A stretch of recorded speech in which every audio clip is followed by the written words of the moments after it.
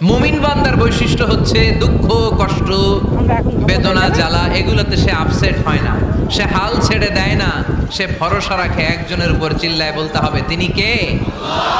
কারণ মুমিন জানে রাত্রি যত গভীর হয় অন্ধকার তমানিসা ভেদ করে শুভে সাদিক হয়।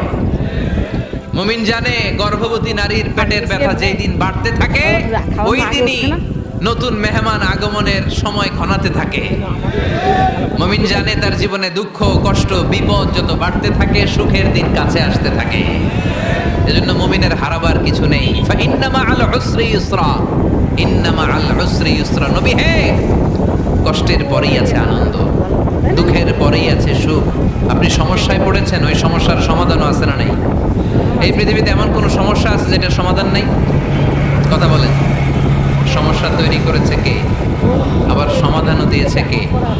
আল্লাহ ডাজন্ট ক্রিয়েট